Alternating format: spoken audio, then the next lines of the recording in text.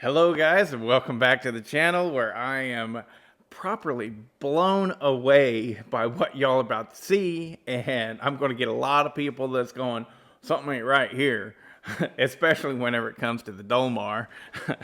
There's a lot of people that's going to be like, oh, whoa, whoa, whoa, whoa, whoa, whoa. So I am blown away and had no idea that this was going to happen. And I am the person who built most of these saws, own most of these saws. I filmed everything that you're about to see, and I am editing everything, and I can tell you nothing has been doctored. Every chainsaw in this is running the exact same bar and chain. And they're all in the exact same log, right? Granted, it will vary a little bit in size, just a smidge, right? But what can I do? I can't be perfect.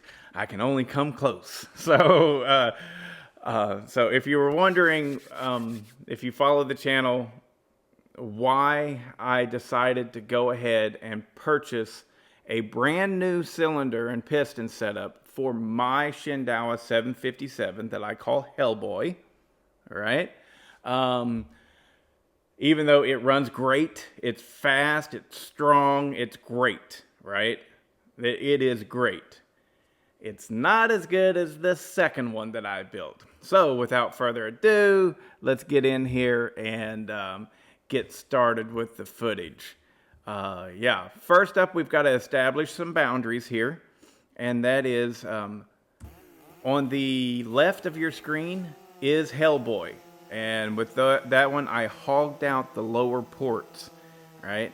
And I had a theory that if I didn't do that, the saw would be faster and stronger and everything. And so on the right, what you see Hot Rod running is the second attempt at building one of these 757s. And bam, it beats it. Nothing, it didn't embarrass it or anything like that. That's a long cut, but basically I think what you're looking at was about 25 seconds for Hellboy, about 22 seconds for the second Shindaiwa 757. So here we are with the vice grip. Both saws cutting just fine. This is a longer bar and chain. And boom. Second one still beats it, but not quite as much, It doesn't beat it by as much. But that could be a matter of break-in because the second one does not have nearly as much time as the first one. Heck, the first one doesn't have much time either. But now it's going up against my beloved Red 2171 Cutter's Edge. And if you remember, this saw, the Red, is about to get beat really bad. Look at that. Oh. Now, I've edited it. It's 10 seconds. It got beat by 10 seconds. And that Red is the saw that beat the Iron Horse built 372 Big Bore, substantially beat it. So imagine what this 757 Shindaiwa would do to that Iron Horse built 372 Big Bore. Wow, it would be just total annihilation, because that Red right now is getting annihilated and getting its ass handed to it by that Shindaiwa 757. Look at that. That is a healthy win. I had no idea it would win by that much. No idea. So, okay, here we go. Now with some real competition. We're going up against the Charles Briscoe built 372 XP clone saw. Now, Charles doesn't have a whole lot of time with building these 372s, but they are still just a chainsaw. They build up about the same as anything else. And this is a very good, very strong running 372 Big Bore.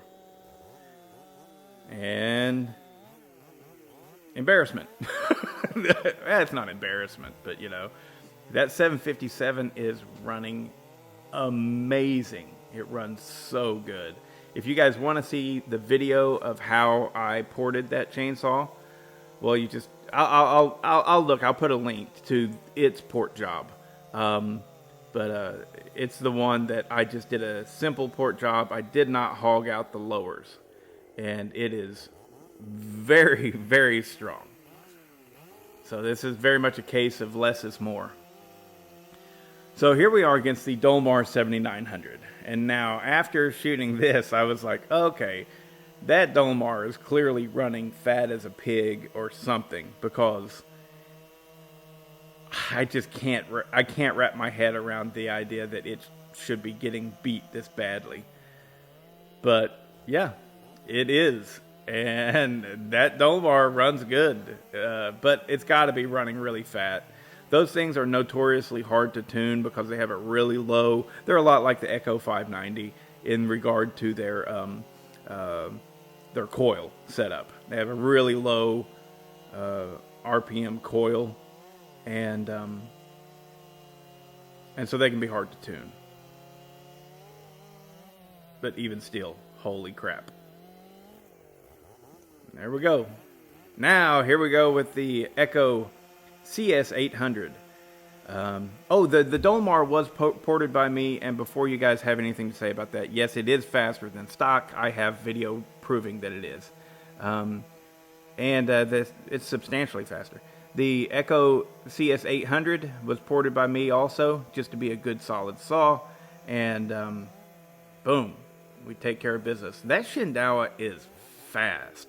Now, if you notice on the vice grip that I'm doing here, every time, it's the same run, but, the Shindaiwa goes slower whenever I'm dogging it in, which, it doesn't have as much torque as these other saws, but it's still beating them. It's still fast, man. It's fast. It's fast. And there's no timing advance or anything done to the Shindaiwa. Now here we are going up against the big boys. This is the 592 XP. Same exact bar and chain, guys. Yeah, the wood is slightly different, but still, that's 20 cc's of difference. And watch this. Zing! The Shindaiwa beat it. Oh, that's an oh my god moment. Now, whenever we come to the torque, right?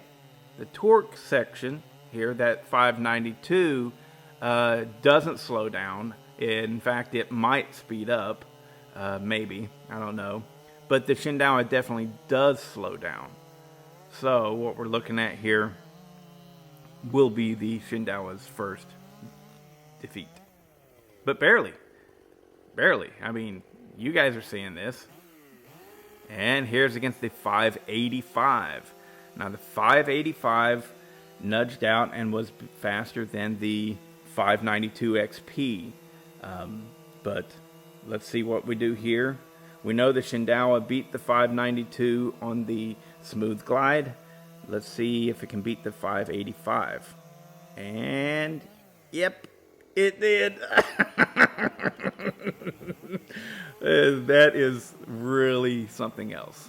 That is really, really something else. And let's see how it goes on the tug up.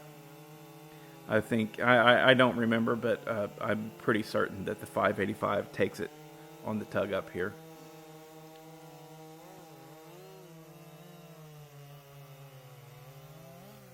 Yep. Handily. Beats it real good. And finally, let's see how it does against Bobby Boucher. Bobby Boucher is the 281 XP built by Pat, or Cajun Work Saws. And in the smooth glide down the shaft, well, it's looking like Bobby might win it, but I don't know. See, it becomes easier for the Shindaiwa in that log right there. But yeah, the Shindaiwa beats it. And then for the tug up. Now with this one, I do know I did check the speeds. And in the vice grip here that I'm doing, Bobby Boucher, the 281 XP, actually is about 2 seconds faster than it was on the smooth glide down the shaft. Boom. So, there you have it. That is the Shindaiwa 757. Takes on the world.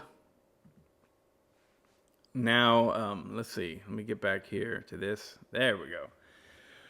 So if you guys aren't shocked, then I'm shocked. And I'm already shocked. I had no idea that it was that fast. But this is whenever I built that saw, I was so stoked that I was correct in my less is more philosophy. Not all saws does this work with, but some it does, and I'm learning. I keep getting better and better at porting, and this is one that I am extremely happy with the formula that I used to get it to perform the way that it does, because boy does it perform. Wow, it is a really strong runner. That saw went to, I believe your name is James, out in California. I hope you've had a chance to run the saw, and it's great and lightning fast for you. But yeah, it ran so good.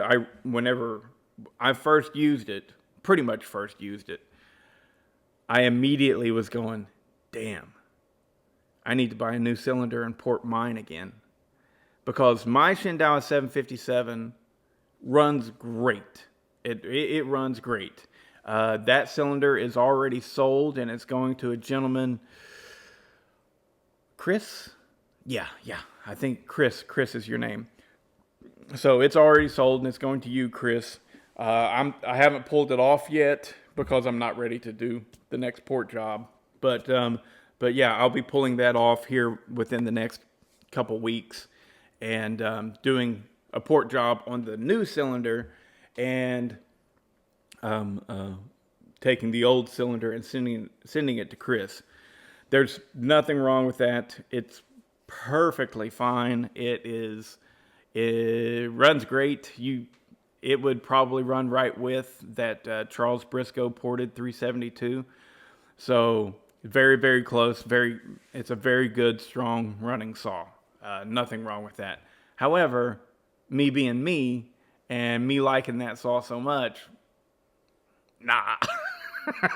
And I'm going to go ahead. This build, the second Shindaiwa that I did, was so good that I'm just going to go and just replicate that port job completely. And if memory serves, all I did was cut the base. Had to cut a lot off the base because it had like a 75,000 squish or something. So, but I cut the base and just did the slightest cutting on the floor of the intake. But my intake floor on this Shindaiwa, God, I think it's like 87 on the intake floor. The exhaust is probably around 101. But I don't know for sure. I'm pretty sure I didn't touch the transfers at all. So very minimal work. Like very, very minimal work. I may have raised the lower transfers so that the piston is the windowed piston is allowing full flow the whole time. Because whenever you drop that cylinder, like here we go. There we are. So we got your piston right here, and you got your cylinder transfers right there. They line up. The windows in the piston and the lower transfers.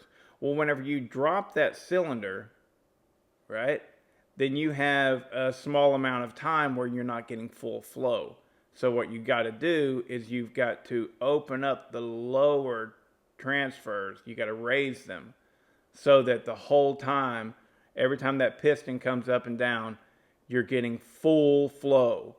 Whereas if you don't, then you've dropped that cylinder and you've got uneven piston windows to lower transfers. So I think I definitely did that. But aside from that, I think that's the only transfer work I did at all. I didn't do anything to the uppers, nothing. The exhaust, I got the number that I wanted on the roof, which I don't know what it was, but it was probably about 101. That's my guess. And it, the exhaust about this big, let's say, I would have just widened it out a little bit, just a little bit, not much. I don't do much. As far as the intake goes, though, you know, that intake's really small, which is why you can get away with such a long intake duration, right? But basically, all I did was that right there, and the only reason I did it is because there was a lip casted into the intake. It was just a flaw, and all I did was remove that flaw. Otherwise, I would have left it the way it is. But yeah, works out good. Okay, so if you've hung in here this long, you guys deserve something. You deserve something. Okay, the first 2 people who want a shirt, all right? Da-da-da-da-da. The first one, you get this. The second one, you get this. Both of these shirts are 2XL. So if you are not a 2XL in size, well then trying to win these shirts was, you know, pretty dumb. So maybe you know somebody that's a 2XL. But they are men's 2XL. And the first 2 people will get those shirts that type in 2XL shirt. Just that. Just 2XL shirt. All right. And the first 2 that type that in, you will win one of, you know, those 2 shirts. Anyway, so, and then the next 10 people, wow, 10 people that want a Shindaiwa hat, right? You need to put into the comments the very first chainsaw that Shindaiwa ever made, right? For mass production at least, right? The first chainsaw that they made. And what I want is the name of the saw. The name of it. That's it. Just write in the name. I'll give you a hint. It has something to do with Bob Dylan. Right? Just the name. If you type more than the name, you don't win a hat. All right? Now, if you want to type a second comment and explain the Bob Dylan reference, that would be great. Okay? But all of those people, so we got a dozen things to give away. The first 2 people to write 2XL, right? They're going to get a shirt, right? The first 10 people to tell me the name of the first Shindaiwa chainsaw that they ever mass produced. Just the name in the comment. If you want to write a secondary comment that says more, that's fine. But we're going off just the name. That's it. I don't want anything else. I don't want banana swabble, nothing. And this time, it's only going to be 10 people. So if you don't make the cut, you don't win a shirt. Or, I mean, a hat. So, now for the... Now for the breakdown of what to expect, right? What you can expect from me is my channel, which is Novice Lumberjack, nothing else, right? There's no 469875er and nothing like that, but me, Novice Lumberjack. I will say congratulations, winner chicken dinner, something like that.